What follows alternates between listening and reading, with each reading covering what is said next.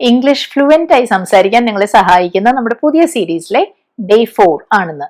നിങ്ങൾക്ക് English ഒഴുക്കോടെ confident ആയി സംസാരിക്കണം എന്ന ആഗ്രഹം ഉണ്ടെങ്കിൽ നമ്മൾ ഇന്ന് കാണാൻ പോകുന്ന പാറ്റേൺസും പഠിച്ചു വയ്ക്കൂ, പ്രാക്ടീസ് ചെയ്യൂ. പക്ഷെ ഇന്നത്തെ ക്ലാസ്സിലേക്ക് കടക്കുന്നതിന് മുൻപ് നമ്മൾ കഴിഞ്ഞ ക്ലാസ്സിൽ കണ്ട ഹോംവർക്ക് നമുക്കൊന്ന് നോക്കാം. ഇവിടെ ആൻസേഴ്സ് എല്ലാം കാണാമല്ലോ. ആദ്യത്തെ 3 നിങ്ങൾ മിക്കവാറും പേരും തന്നെ ശരിയാക്കിയിട്ടുണ്ട്. 4-ാമത്തേതിലായിരുന്നു കുറച്ച് പേർക്ക് കൺഫ്യൂഷൻ ഉണ്ടായിരുന്നത്. അതിങ്ങനെയാണ് പറയേണ്ടത്: I don't even know how to read Arabic, let alone write it. കുറച്ചു പേര് let alone write എന്ന് മാത്രം പറഞ്ഞ് നിർത്തി. അവിടെ write it കൂടെ വന്നാലേ ആ സെന്റൻസ് കംപ്ലീറ്റ് ആവുള്ളൂ. പിന്നെ ഇവിടെ കൂട്ടത്തിൽ എളുപ്പമുള്ള കാര്യമാണല്ലോ നമ്മൾ ആദ്യം പറയേണ്ടത്. അറബിക് വായിക്കാൻ പോലും അറിയില്ല, പിന്നെയല്ലേ എഴുതേണ്ടത്, അങ്ങനെയല്ലേ? അതുകൊണ്ട് ആ റീഡ് എന്നുള്ള ഭാഗമാണ് ആദ്യം വരേണ്ടത് കേട്ടോ. അപ്പൊ അത് ക്ലിയർ ആയല്ലോ. ഇന്നത്തെ ക്ലാസ്സിലേക്ക് കിടക്കാം. വളരെ സിമ്പിൾ ആയ ഒരു സെന്റൻസ് വെച്ച് തുടങ്ങാം. നമ്മൾ പലപ്പോഴും ഇങ്ങനെ പറയാറില്ലേ, സാധിക്കുമെങ്കിൽ കുറച്ച് സ്നാക്സ് കൊണ്ടുവരും. സാധിക്കുമെങ്കിൽ, അതായത് കഴിയുമെങ്കിൽ എന്നൊക്കെ പറയില്ലേ, അവിടെ നമുക്ക് ഉപയോഗിക്കാവുന്ന ഒരു ഫ്രേസ് ഉണ്ട്, ഇഫ് പോസിബിൾ എന്ന് പറഞ്ഞാൽ മതി. അപ്പൊ ഇതെങ്ങനെ പറയും? If possible bring some snacks, അതായത് കുറച്ച് സ്നാക്സ്, പലഹാരങ്ങൾ കൊണ്ടുവരൂ. അതിനാണ് ബ്രിങ് എന്നുള്ള വേർബ് നമ്മൾ ഉപയോഗിച്ചത്. ഇഫ് പോസിബിൾ കഴിഞ്ഞിട്ടൊരു കോമയുണ്ട്. If possible bring some snacks. സാധിക്കുമെങ്കിൽ അല്പം നേരത്തെ വരൂ. If possible come a bit early. അല്പം, കുറച്ച് നേരത്തെ എന്നല്ലേ, അതിനാണ് ആ ബിറ്റ് എന്നുള്ളത് നമ്മൾ ഉപയോഗിച്ചത്. എ ബിറ്റ് ഏർലി എന്ന് പറഞ്ഞതുകൊണ്ടാണ് if possible come a bit early. അപ്പൊ അവിടെ നമ്മൾ ഒരാളോട് ഇങ്ങനെ പറയുകയാണ്, നേരത്തെ വരൂ, കൊണ്ടുവരൂ എന്നൊക്കെ പറയല്ലേ. അതുകൊണ്ടാണ് അവിടെ നമ്മൾ യു ഒന്നും ഇല്ലാതെ ആ വേർബ് മാത്രമായിട്ട് യൂസ് ചെയ്തത്. If possible come a bit early. അവിടെ നിങ്ങൾ വരൂ എന്നുള്ളത് അണ്ടർസ്റ്റുഡ് ആണ്, യു നമ്മൾ പറയുന്നില്ല എന്നേ ഉള്ളൂ. പിന്നെ ഇവിടെ വേണമെങ്കിൽ ഈ ഇഫ് പോസിബിൾ എന്ന് പറഞ്ഞ ആ ഒരു ഫ്രേസ് ഉണ്ടല്ലോ, അത് സെന്റൻസിന്റെ അവസാന ഭാഗത്തും കൊണ്ടുവരാം. ഇപ്പൊ ഈ സെന്റൻസ് നോക്കൂ, കഴിയുമെങ്കിൽ കുറച്ച് വിശ്രമിക്കാൻ നോക്കൂ. അവിടെ വിശ്രമിക്കാൻ നോക്കൂ എന്ന് വെച്ചാൽ വിശ്രമിക്കാൻ ശ്രമിക്കൂ എന്നാണ് ഉദ്ദേശിക്കുന്നത്. അപ്പൊ ഇവിടെ ഞാനിത് ഇംഗ്ലീഷിൽ പറയുന്നത്, try to get some rest if possible. Try to get some rest, കുറച്ച് വിശ്രമിക്കാൻ നോക്കൂന്ന്. Try to get some rest if possible. അപ്പൊ അവിടെ കണ്ടോ, ഇഫ് പോസിബിൾ എവിടെയാ വന്നതെന്ന് കണ്ടോ? സെന്റൻസിന്റെ രണ്ടാമത്തെ പകുതിയിലാണ് അത് വന്നത്. ഇനി അടുത്തത് നിങ്ങൾ തന്നെ ഒന്ന് ശ്രമിച്ചു നോക്കൂ. കഴിയുമെങ്കിൽ എനിക്ക് ഡീറ്റെയിൽസ് അയച്ചു തരൂ എന്നാണ് എനിക്ക് പറയേണ്ടത്. എങ്ങനെ പറയും? Send me the details if possible. മനസ്സിലായില്ലേ? അയക്കുക എന്നുള്ളതിന് നമ്മൾ സെൻഡ് എന്നാണ് പറയുക. അപ്പൊ അവിടെ SEND വരണം കേട്ടോ. അയക്കുക, അതിന്റെ പ്രസന്റ് ഫോം ആണ് SEND. അപ്പൊ എന്താ പറയുന്നത്? Send me the details if possible. വേണമെങ്കിൽ if possible send me the details എന്നും പറയാം. അപ്പൊ ഇവിടെ നേരത്തെ നമ്മളൊരു ക്ലാസ്സിൽ പഠിച്ചു ഓർക്കുന്നുണ്ടോ? Send the details to me എന്ന് പറയേണ്ട, സെൻഡ് മീ ദ ഡീറ്റെയിൽസ് എന്ന് പറഞ്ഞാൽ മതി. ഇനി നമുക്ക് അടുത്ത പാറ്റേണിലേക്ക് പോവാം. ഞാനിവിടെ കാണിക്കാൻ പോകുന്ന സെന്റൻസ് നിങ്ങളൊന്ന് ശ്രദ്ധിച്ചു നോക്കൂ. എന്നെ വിളിക്കാൻ മറക്കേണ്ട, അതായത് എന്നെ വിളിക്കാൻ മറക്കരുത് എന്നാണല്ലോ അർത്ഥം. കാര്യം ഞാൻ ഇങ്ങനെയാണ് മലയാളത്തിൽ എഴുതിയതെങ്കിലും ഞാനിവിടെ ശരിക്കും പറഞ്ഞാൽ ഉദ്ദേശിക്കുന്നത് ഈ ഒരു കാര്യം ചെയ്തു എന്ന് നിങ്ങൾ ഉറപ്പ് വരുത്തണം എന്നാണ്. പക്ഷെ സാധാരണ മലയാളത്തിൽ നമ്മളിങ്ങനെ എന്നെ വിളിച്ചു എന്ന് നീ ഉറപ്പ് വരുത്തണം എന്നൊന്നും പറയില്ലല്ലോ. അതുകൊണ്ടാണ് ഞാൻ ഇങ്ങനെ എഴുതി കാണിച്ചത്. പക്ഷെ ഞാൻ ഈ പറഞ്ഞ ഒരു അർത്ഥം കിട്ടണമെങ്കിൽ നമുക്ക് അവിടെ ഉപയോഗിക്കാവുന്ന ഒരു ഫ്രേസ് ഉണ്ട്, മേക്ക് ഷുവർ. അത് വെച്ച് തുടങ്ങിയാൽ മതി. പിന്നെ എന്താ പറയാന്നറിയാമോ? Make sure to call me. എന്നെ വിളിക്കാൻ, അതാണ് to call me. Make sure to call me എന്ന് പറയാം. ഇനി നീ എന്നെ വിളിക്കാൻ മറക്കേണ്ട എന്ന് നമുക്ക് എടുത്തു പറയണമെങ്കിൽ, അതായത് ഇന്ന ആള് എന്നുള്ള ആ ഒരു സബ്ജക്റ്റ് കൂടെ വരണമെങ്കിൽ make sure you call me എന്ന് പറയാം. മനസ്സിലായില്ലേ? അപ്പൊ ആദ്യത്തേത് നമ്മൾ കുറച്ചുകൂടെ എന്താ പറയുന്നത്, ഒരു ന്യൂട്രൽ ആയിട്ടുള്ള രീതിയിൽ, അത്ര ഡിറക്റ്റ് അല്ലാത്ത രീതിയിൽ പറയാണ്, make sure to call me. പക്ഷെ രണ്ടാമത്തേല് നമ്മൾ ഇന്ന ആളോട് എന്ന് തന്നെ എടുത്ത് പറയുന്നുണ്ടെന്ന് മാത്രമേ ഉള്ളൂ. Make sure you call me എന്ന് പറയുന്നു. ഇതേപോലെ അടുത്ത സെന്റൻസ് നോക്കാം. നിന്റെ ഫോൺ ചാർജ് ചെയ്യാൻ മറക്കേണ്ട. അതായത് നിന്റെ ഫോൺ ചാർജ് ചെയ്യേണ്ടത് നീ തന്നെയാണ്, നിങ്ങൾ തന്നെയാണ്. അത് മറക്കേണ്ട, അത് ചാർജ് ചെയ്തു എന്ന് ഉറപ്പ് വരുത്തണം എന്നാണ് ഉദ്ദേശിക്കുന്നത്. അപ്പൊ എന്ത് പറയും? Make sure you charge your phone. അവിടെ നിങ്ങളോട് തന്നെയാണ് ഞാൻ പറയുന്നത് കേട്ടോ, നിങ്ങൾ എന്നുള്ളത് വരുന്നുണ്ടേ. Make sure you charge your phone. ഇനി യു ഇല്ലാതെയും പറയാം, make sure to charge your phone എന്നും പറയാം. അടുത്ത സെന്റൻസ് ശ്രദ്ധിക്കൂ. ഞാൻ ഒരാളോട് പറയാണ്, നിങ്ങൾ ID കാർഡ് വെയർ ചെയ്തിട്ടുണ്ടെന്ന് ഉറപ്പ് വരുത്തണം. അതായത് ഉറപ്പായിട്ടും ID കാർഡ് വെയർ ചെയ്തിട്ടുണ്ടാവണം എന്നാണ് പറയുന്നത്. അപ്പൊ എന്ത് പറയും?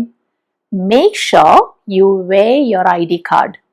Make sure you wear the ID card. മനസ്സിലായോ? അവിടെ നിങ്ങളോടാ പറയുന്നത്, അതുകൊണ്ട് യു എന്ന് പറഞ്ഞു. ഇനി അടുത്തത് നിങ്ങൾ തന്നെ പറഞ്ഞു നോക്കൂ.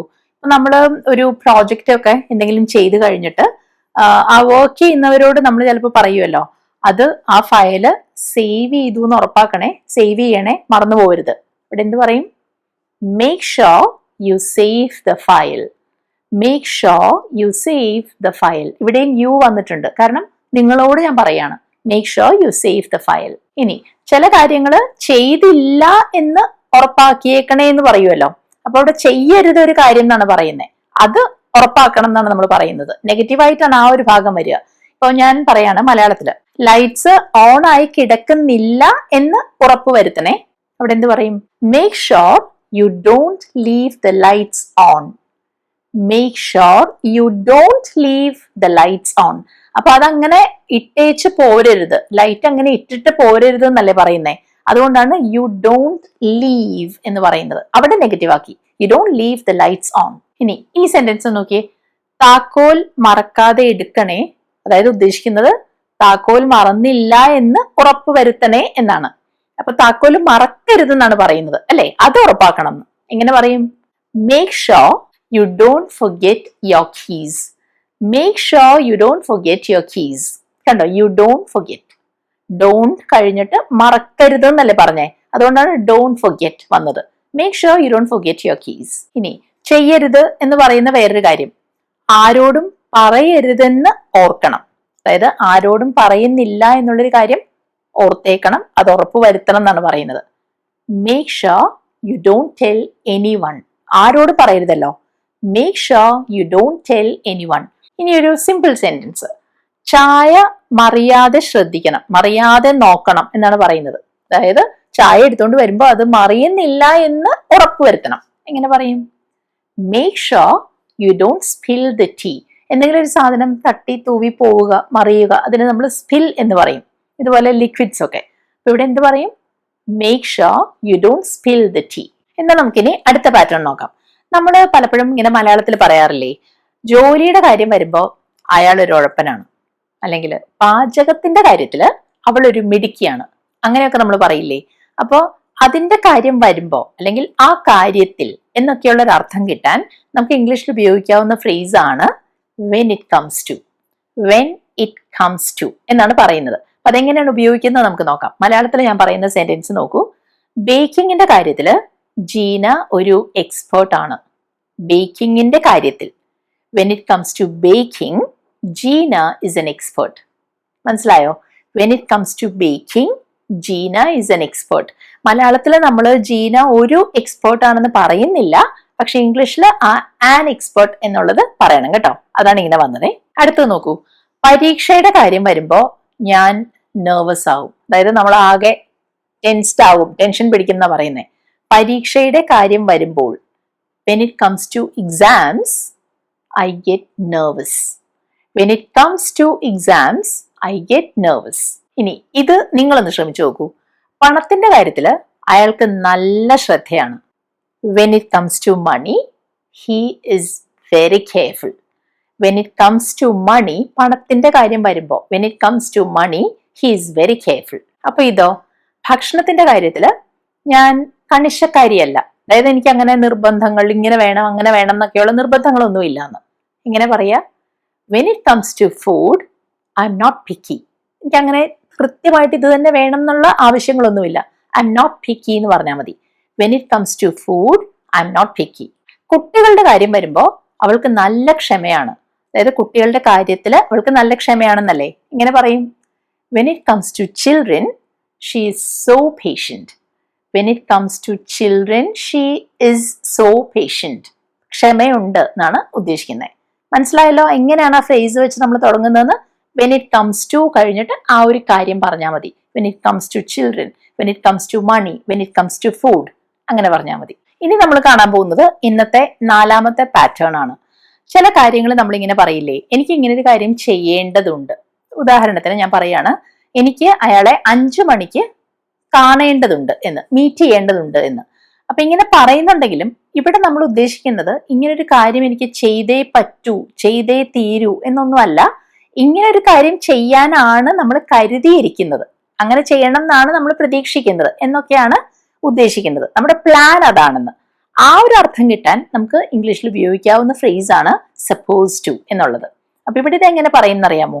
ഞാൻ എന്റെ കാര്യമാണല്ലോ പറയുന്നത്, ഞാൻ അങ്ങനെ ചെയ്യണം എന്ന് കരുതിയിരിക്കുകയാണെന്നല്ലേ ഇവിടെ പറയുന്നേ. അപ്പൊ അവിടെ നമ്മൾ പറയാ I'm suppose to meet him at 5. I ആയതുകൊണ്ട് ഐ ആം എന്ന് പറഞ്ഞു. I'm suppose to meet him. അവിടെ ഹി ആയിരുന്നെങ്കിലോ ഹി ഇസ് സപ്പോസ് ടു എന്ന് പറയുമായിരുന്നു. ഞങ്ങൾ വി ആണെങ്കിലോ വി ആർ സപ്പോസ് ടു എന്ന് പറയുമായിരുന്നു. അപ്പൊ ആ സബ്ജക്റ്റ് അനുസരിച്ച് അത് കഴിഞ്ഞു വരുന്ന വേർബ് ഉണ്ടല്ലോ അത് മാറും. അതായത് I am, he is, we are എന്നൊക്കെ പറയുന്നത്. പക്ഷെ അത് കഴിഞ്ഞിട്ട് വരുന്ന ഫ്രേസ് ഉണ്ടല്ലോ സപ്പോസ് ടു, അത് അതുപോലെ തന്നെ ആയിരിക്കും വരുന്നത്. ഇനി ഇത് അയാൾ ഇത് ഇന്ന് തീർക്കേണ്ടതാണ്, അങ്ങനെയാണ് നമ്മൾ കരുതുന്നത്, അല്ലെങ്കിൽ അങ്ങനെയാണ് പ്ലാൻ ചെയ്തിരിക്കുന്നത്. അപ്പൊ എന്താ പറയാ? He is suppose to finish this today. ചിലപ്പോൾ അതൊരു ജോലിയെ കുറിച്ചായിരിക്കും നമ്മൾ പറയുന്നത്. He is suppose to finish this today. He ആയതുകൊണ്ടാണ് ഇസ് വന്നത്. He is suppose to. ഇനി ഇതൊന്ന് നോക്കൂ. നിങ്ങൾ ഞങ്ങളെ എയർപോർട്ടിൽ ഡ്രോപ്പ് ചെയ്യേണ്ടതാണ്, അങ്ങനെയാണ് നമ്മൾ നിങ്ങളിൽ നിന്ന് പ്രതീക്ഷിക്കുന്നത്, എക്സ്പെക്ട് ചെയ്യുന്നത് അങ്ങനെയാണ്. അതായത് പ്ലാൻ ഇട്ടിരിക്കുന്നത് അങ്ങനെയാണെന്നായിരിക്കും ഉദ്ദേശിക്കുന്നത്. അപ്പൊ എന്ത് പറയും? You are suppose to drop us at the airport. You ആയതുകൊണ്ടാണ് ആറ് വന്നത്, മനസ്സിലായോ? You are suppose to, you are suppose to drop us at the airport. ഇപ്പൊ നിങ്ങൾക്ക് ഈ ഒരു പാറ്റേൺ ക്ലിയർ ആയോ?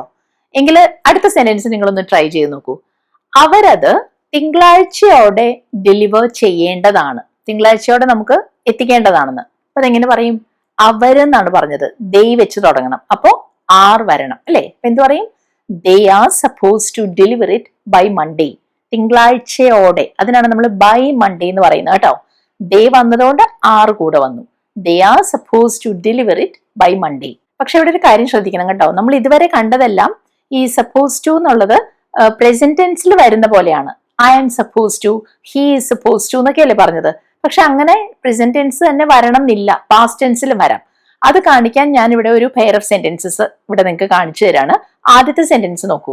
ഞാൻ അവിടെ 6 മണിക്ക് ഉണ്ടായിരിക്കേണ്ടതാണ്. അതായത് 6 മണിക്ക് അവിടെ ഞാൻ എത്തേണ്ടതാണ്, അവിടെ പ്രസന്റ് ആവേണ്ടതാണെന്നാണ് പറയുന്നത്. ഇങ്ങനെ പറയും, I'm suppose to be there at 6.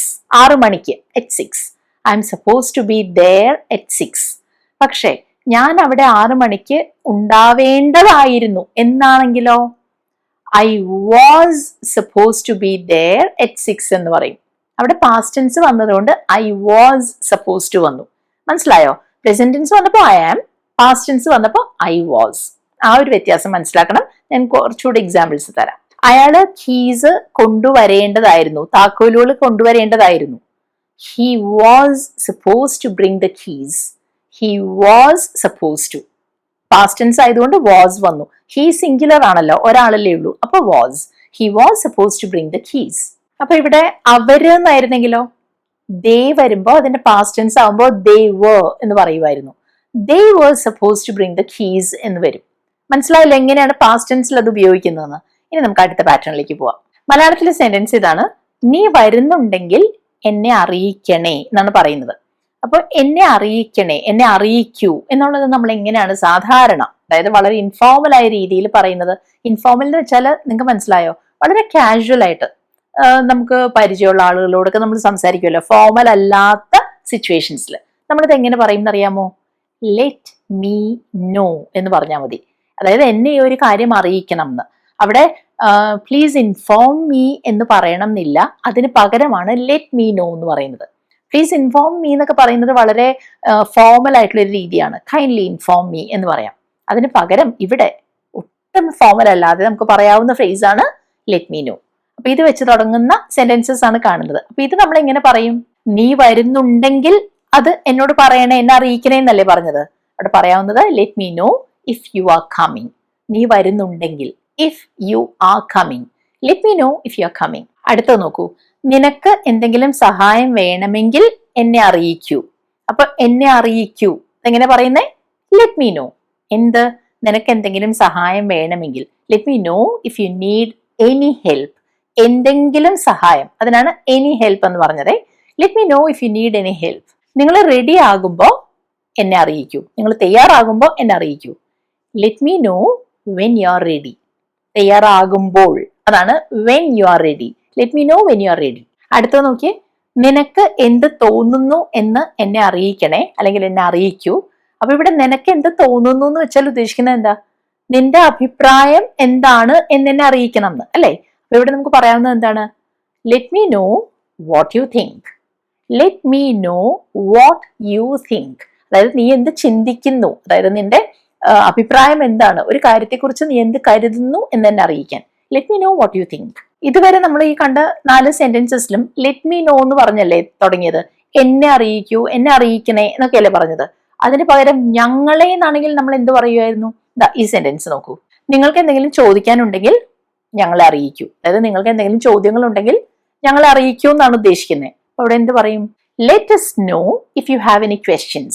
Let us know, ഞങ്ങളെ അറിയിക്കൂ.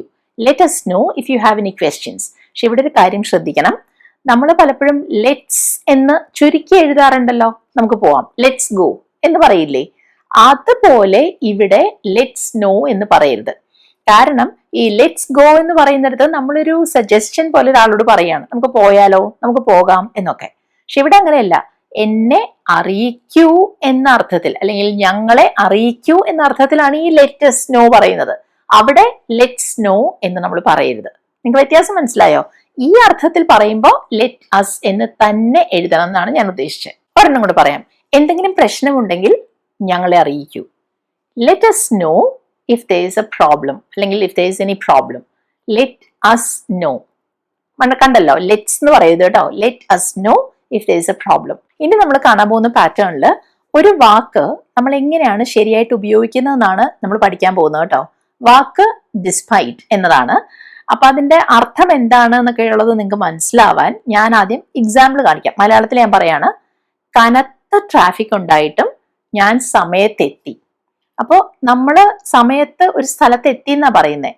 എത്താതിരിക്കാനുള്ള ന്യായമായ കാരണം ഉണ്ടായിരുന്നു, അല്ലെങ്കിൽ വേണ്ടത്ര തടസ്സങ്ങൾ ഉണ്ടായിരുന്നു. കനത്ത ട്രാഫിക് ആയിരുന്നു, ഹെവി ട്രാഫിക് ആയിരുന്നു, എന്നിട്ടും നമ്മൾ എത്തി.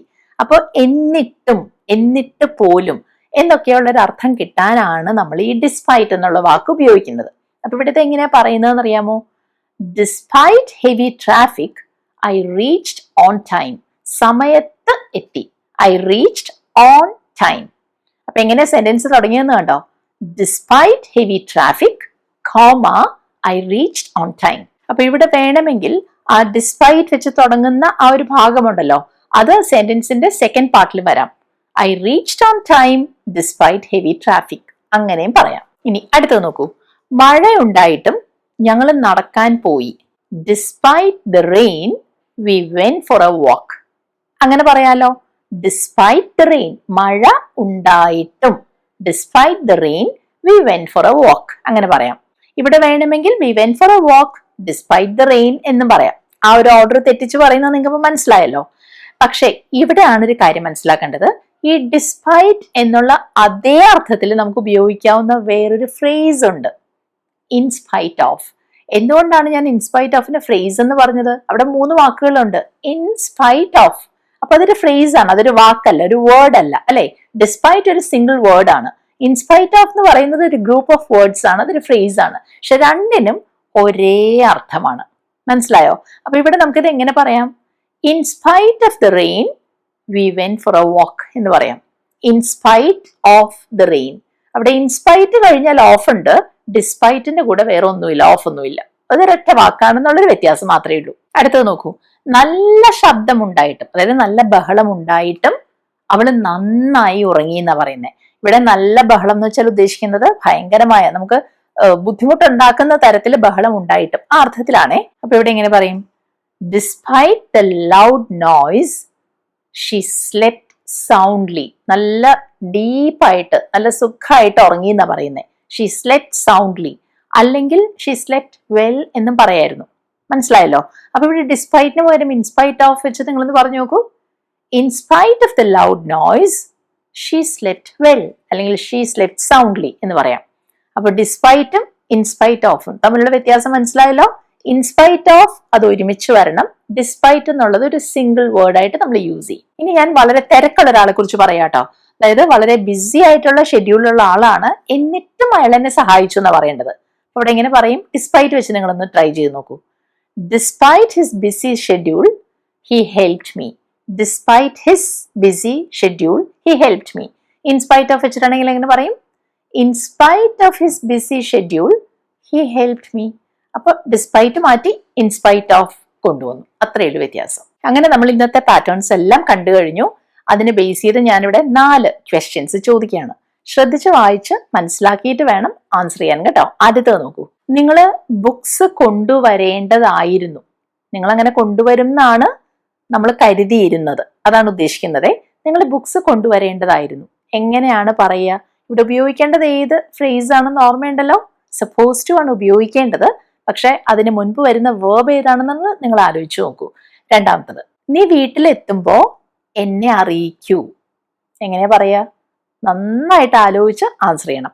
മൂന്നാമത്തത്, സെൽഫി എടുക്കുന്ന കാര്യത്തില് അവള് എക്സ്പേർട്ട് ആണ്. സെൽഫി എടുക്കുന്ന കാര്യത്തിൽ അവൾ എക്സ്പേർട്ട് ആണെന്നാണ് പറയുന്നത്. ഒരു കാര്യം ഞാൻ ഇപ്പോഴേ തന്നെ ഒരു ഹിന്റ് പോലെ പറഞ്ഞേക്കാം.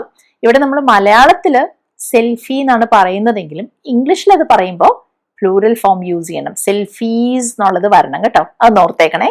നാലാമത്തത്, താമസം ഉണ്ടായിട്ടും പരിപാടി വിജയമായിരുന്നു. താമസം എന്ന് വെച്ചാൽ ഉദ്ദേശിക്കുന്നത് ഒരു ഡിലേ ഉണ്ടായിട്ടും പരിപാടി വിജയമായിരുന്നു. ഈ നാലാമത്തെ ക്വസ്റ്റ്യൻ നിങ്ങൾക്ക് ഡിസ്പൈറ്റ് ഉപയോഗിച്ചോ ഇൻസ്പൈറ്റ് ഓഫ് ഉപയോഗിച്ചോ പറയാവുന്നതാണ്. മനസ്സിലായല്ലോ? അപ്പൊ നന്നായിട്ട് ആലോചിച്ച് ആൻസേഴ്സ് കണ്ടുപിടിക്കൂ. അത് കോമെന്റ് സെക്ഷനിൽ പോസ്റ്റ് ചെയ്യൂ കേട്ടോ. പിന്നത്തെ വീഡിയോ നിങ്ങൾക്ക് ഹെൽപ്ഫുൾ ആയി കാണും ഞാൻ പ്രതീക്ഷിക്കുന്നു. അഭിപ്രായങ്ങൾ അറിയിക്കുക. നിങ്ങളുടെ അഭിപ്രായങ്ങൾ എനിക്ക് മുന്നോട്ട് പോകാനുള്ള ഒരു എനർജിയാണ് തരുന്നത്. അപ്പോൾ താമസിയാതെ തന്നെ നമുക്ക് ഇതുപോലെ യൂസ്ഫുൾ ആയിട്ടുള്ള അടുത്ത വീഡിയോയുമായിട്ട് കാണാം. പിന്നെ ഞാൻ പ്രത്യേകം പറയണ്ടല്ലോ, ഈ വീഡിയോ ഹെൽപ്ഫുൾ ആയിട്ടുള്ള ആരെങ്കിലും ഒക്കെ നിങ്ങൾക്ക് അറിയാമെങ്കിൽ നിങ്ങളുടെ സർക്കിളിലുണ്ടെങ്കിൽ അവർക്കിത് ഷെയർ ചെയ്ത് കൊടുക്കും കേട്ടോ. അപ്പോൾ നമുക്ക് അടുത്തതിൽ കാണാം. അതുവരെ ടേക്ക് കെയർ. ബൈ.